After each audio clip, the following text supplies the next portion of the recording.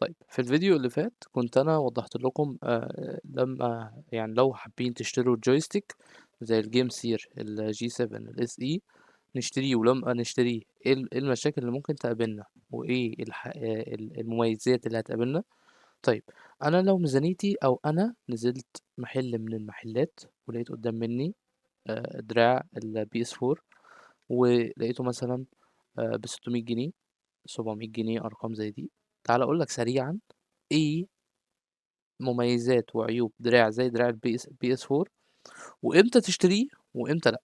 طيب أول حاجة خلّينا نتكلم فيها هي إن الjoystick ده يعتبر مثلًا من أحسن الjoystick اللي تقدر تستخدمها لمدة طويلة، يعني بمعنى أصح اليد بتاعته مريحة زيه زي دراع ال ال ال زي بتاع الجيم سير. يمكن الجيم سير مش هيكون أحسن حاجة لإن أنت هتحسه ضخم شوية في إيدك. طيب أنا دلوقتي إيه الاختيار الصح؟ هل أنا أعمل إيه أو أسوي يعني قدّام منّي دراع اللي ب600 جنيه. طيب حابب أوضّح لك نقطة سريعة كده وسهلة وتساعدك أكتر في جزئية الاختيار دي. للمعلومية دراعات زي اللي هي ب600 جنيه ب500 جنيه اللي هي الصيني اللي يقول لك high copy، الدراعات دي الanalog drift فيها عالي جدًا، غير إن الmaterial بتاعتها سيئة. بمعنى أصح استخدامك كتير لدراع زي ده هيوديك لنقطة إن ممكن حاجات تانية غير الanalog drift تلاقي فيها مشاكل. بمعنى صح أنا كنت اشتريت ده دراع أصلي تمام. أنا كان عندي دراع قبله هاي كوبي تمام. الأسهم ما كانتش بتشتغل، زراير الإكس ما كانتش بتشتغل، نسبة تأخير عالية. كل ده أنا هاصوره لكم في الدراع الهاي كوبي ده وأنا موصّله إن الأنالوج دريفت بتبقى عاملة إزاي، كارثية تمام. حاجة يعني أنا ما بافضّلهاش، وبالذات لو أنت عايز تلعب اللعبة وتحترف، ألعاب زي فيفا، ألعاب زي دي. آآ يعني ما تختارش دراع زي ده. تمام، إلا لو هتجيبه أصلي، إلا لو جايبه من جهاز أصلي، إلا لو جايب دراع ال5. طيب في الكارثة الأكبر وهي دراع ال5. دراع البلايستيشن 5 جميل جدًا، كويس جدًا، طبعًا ما فيش منه كوبي أظن، يعني على حسب معلوماتي يعني ما فيش منه كوبي. دراع جميل، كل حاجة فيه جميلة. أسعار قطع الغيار بتاعته غالية جدًا، يعني إحنا ممكن ندخل في ميزانية تانية لوحدها لقطعة الغيار اللي هتتصلح في الدراع، لأن هو مش موجود منه كتير. فيعني أنا هنا الأنالوج هنا لمّا بيحصل فيه الأنالوج دريفت الفني بيفُك الدراع وبيجيب بيغيّر القطعة مثلًا بتوصل سعرها في المحلات الطبيعية 100، 150 جنيه على حسب الquality بتاعة الitem وكده. عايز أقول لك إن دراع ال5 ممكن يوصل لضِعف كده وضِعفين كده، الله أعلم، لمّا هو يقول لك الأنالوج اللي عندي مش عارف إيه، طَب أنا هاحوّله لك hollow effect. hollow effect مش حلو لألعاب زي call of duty. يعني مش الواو. طيب قبل ما نشتري دراع زي ده سريعًا كده، اوعى، اوعى تحذير، اوعى تشتري دراع زي ده high copy. أنت رميت فلوسك كلها في الأرض، حرفيًا ما فيش جنيه هيبقى ليه لازمة بعد شهر أو 2 بالضبط. ما تقوليش أصل أنا هاستخدمه شهر أو 2 وأجيب لأ، ما تجيبوش أصلًا، بجد ما لوش لازمة حرفيًا، عشان يمنعوا دخول حاجة زي دي. روح اشتري حاجة من مكان موثوق يقول لك ده أصلي وهادّيك عليه ضمان سنة مثلًا، بحيث حصل فيه analog drift اتفضل يا معلم، الدراع حصل فيه 1، 2، 3 اتفضل، يقوم قايل لك هات ده خُد ده. لكن تحذير اوعى تشتري يد زي دي high copy، يقول لك أصل دي high copy، أصل دي مش عارف دي copy ب600 جنيه، ب400 جنيه، 500 جنيه، ما تشتريهاش، ما تقرّبلهاش نهائي. أولًا سرعة استجابتها في البلوتوث أبطأ مما تتخيل، سرعة استجابتها في الكابل أبطأ مما تتخيل. ثانيًا كل العيوب هتقابلها. الRT بُص أولًا أول حاجة R2 L2 كل دُولَة بيبقوا على عضم تمام، على سوست. السوست دي ما بتستحملش. طيب السوست استحملت اللي بتخلّي الزرار يرُد تاني لمكانه زي ما بيعمل كده. لأ خُد بقى المفاجأة الأكبر، السوستة دي واقفة على عضمة، على بلاستيكة فبتتكسر. فأنت الدراع يعني أنت لو صلّحت السوستة هتلاقي البتاعة دي ذات نفسها مرمية ما لهاش لازمة، بتدوس عليها مش موجودة. طيب خلّصنا من الجزئية دي، هتيجي تدوس هنا هتلاقي أحيانًا في دراعات اللي هي الR1 والL1 دخلوا لجوّه وناعمين أوي تيجي تروح للراجل بتاع الصيانة يقول لك لا والله بُص أصل ده العضم برضه، هنغيّره لك بعضم معدن. يا عم إيه معدن ده؟ يقول لك والله أصل ده العضم اللي أنت أصل الدراع ده تعبان. طيب للمعلومية دي touch pad أكيد كلنا عارفينها وكل اللي مستخدمين PlayStation 4. الtouch pad دي شغالة في الPC للمعلومية. طبعًا في الhigh copy مش شغالة، ما لهاش 3 لازمة. ثانيًا وده الأهم، كل الأوامر اللي هنا زراير الأسهم، زراير العادية اللي إحنا بندوس عليها، المربع والX والدايرة إلى خلافه، كل دوّة بعد فترة صغيرة بيروحوا، بيبوظوا. طيب خلصت من كل ده، الشاحن. طبعًا أنا اتكلمت معاكم في الفيديو اللي فات على الشاحن، الشاحن كارثة، كارثة بكل معنى الكلمة، بيلقط، يعني هو أنت وحظك. وخُد بقى المفاجأة الأكبر، الanalog drift بيحصل في وقت قصير جدًا.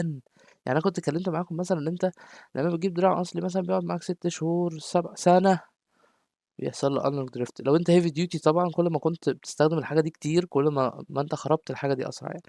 فدراع زي ده مش هيكمّل معاك أسبوعين وتلاقي كوارث وبطء في اللعبة، وتقعد تقول أصل دي مشكلة نت، تلاقي البنج عندك 40 و50 والدنيا زي الفل، وبرضه في بطء. سرعة استجابتك قليلة. اتأكد يا صديقي من اليد اللي بتستخدمها. لازم، لازم، لازم، لازم تتأكد من اليد اللي أنت بتستخدمها. لازم تتشيك الحاجة اللي أنت بتعملها دي بتعمل بيها إيه. لازم تتأكد إن كل حاجة ماشية صح. لازم تتأكد إن نسبة تأخير الجهاز تمام. لو حابين أتكلم معاكم أكتر في جزئية تأخير الجهاز دي، بس الأهم أنت بتلعب فيفا يا صديقي، اتأكد إن نسبة التأخير مش جاية من الدراع.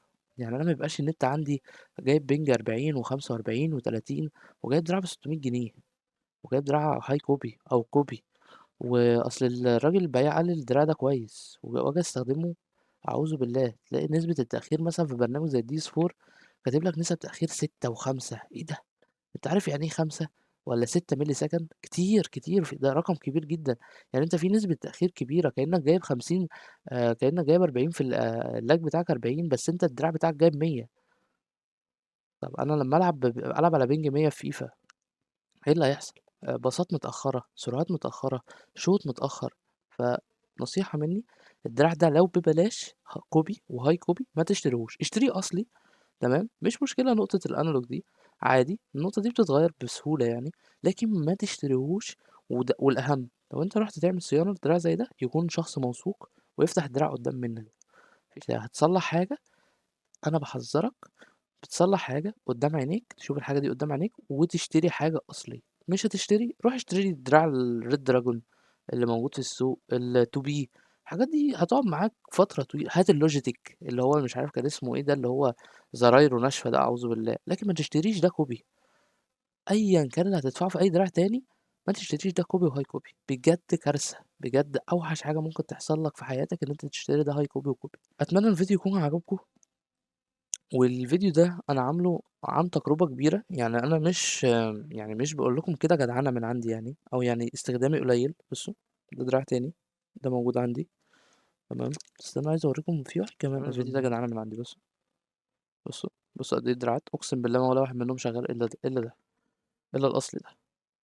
أقسم بالله الاتنين دولت طرش، الاتنين دولت صيني، الاتنين دولت هاي كوبي وكوبي من أم 600 و400 جنيه. أقسم بالله وزنهم أخف من الريشة. أنا مسكت ده طول الفيديو. بصوا، وجع لي إيدي من تقله، من الماتيريال اللي هو فيه. بصوا، الجلدة دي اتشالت طبعا مع الاستخدام الكتير. ده الدراع بصوا عامل ازاي.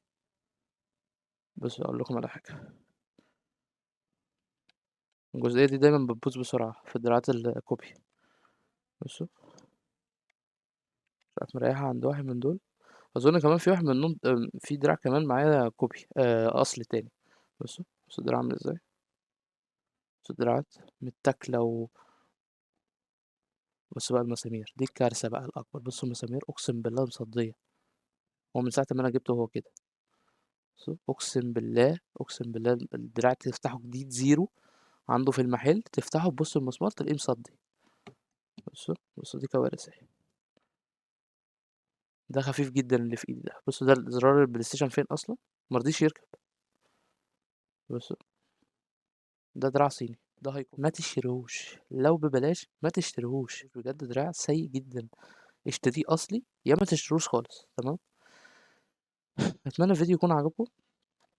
لو عجبك الفيديو، اتمنى تعملوا لنا لايك جميل كده وسبسكرايب، وتقولوا لنا عايزين تسالوا على ايه تاني. حابب ان انا بفكر في ناس كتير بتقول ازاي اطلب الجيم سير الجي 7 الاس اي. حابب ان انا اعمل لكم فيديو عنه، ولو آه، اتيحت ليا ان انا اتعامل مع ماركت يجيب لكم يد زي دي تاني، او يجيب لكم بتاعه البلاي ستيشن 4 اصليه، هاحاول يعني هاحاول أوضّحها لكم. غير كده يا ريت تقولوا لي في الكومنتات عايزين نتكلم عن إيه تاني، حاجة تكون جرّبتها وأنا أقول لكم إن أنا هاعمل عليها فيديو لو أنا جرّبتها. شكرًا ليكم جدًا. كان معاكم محمد خالد من فيفاوي. مع السلامة.